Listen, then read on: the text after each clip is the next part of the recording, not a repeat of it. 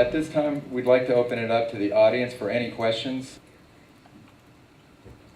My name is Rodel Corienta. I'm an owner.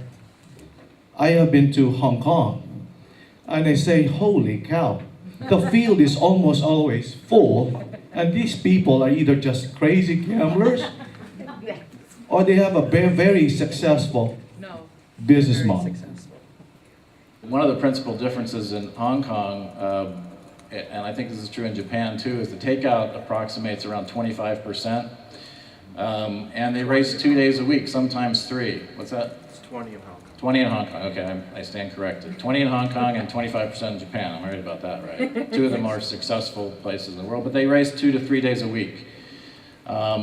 You know, we've tried cutting back race dates to accommodate the horse population, and candidly, doing even a little bit of that has been very strenuous. I think, you know, looking 5 or 10 years down the road, you're right, we need to adjust that model so that there's more specialness inherent in what we do. We take advantage more of imports from other states or around the world, international racing, and bring some of that excitement back to the game. Hello, I'm Steve Taub. I think we have 2 problems in this industry. 90% of America works between 9 and 5 during the day. So I think that we're running our product at the wrong time. We should have night racing.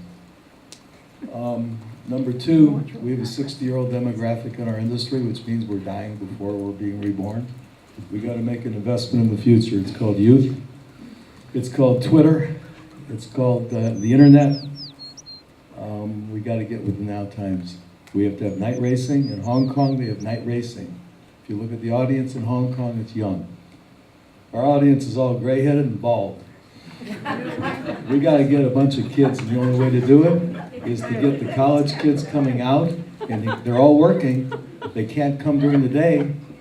The gambling is good, the technology is great, but with a dying audience, we're going nowhere. In terms of our model, I was very concerned. Chris, I think you mentioned there's 31 satellite spots. Is that what we heard? That was Guy's number. I was Okay, I'm looking at the sorry. number of 31, satellites. and then If you include the tribal casinos. 15 or yes. 17 in Northern California, where only 2 are profitable. Obviously, there's something more than archaic there, and to justify it, obviously, as everybody says, it has to take a whole reorganization and rethinking. I'm dead set against subsidizing. I think what happened at Los Alamitos is unfortunate. The California Horse Racing Board allowing a 2% overall increase in takeout to try to in some way subsidize is very, very scary to me. And whatever ultimately happens has to be thought out in a much more serious manner than that. And I think with purses the way they are, and owners continuing to have a different situation in terms of our rising costs, that, you know, that's where the really, we've got to concentrate. And everybody else is good, and everybody else has a hand in the till, so to speak.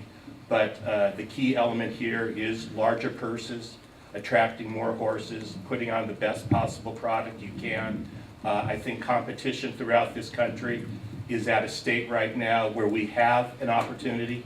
I think we shouldn't be gloom and doom, but we have to create something that nobody else has. So we are competitive, and we are the attractive place to bet, whether you're in New Jersey, Kentucky, or Florida. And that's where it has to go. That's where you have to concentrate. Improving the product. And to do that, you need more horses, you need bigger purses, and there have to be racetracks and ADWs and everybody else that compromise to get to that level, and everybody will benefit.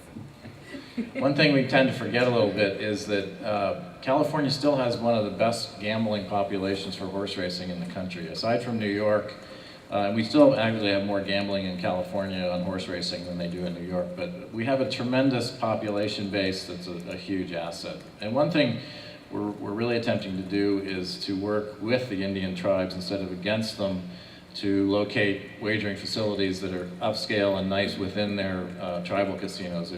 There's a lot of pushback when you go to sports bars and venues that aren't accustomed to gambling.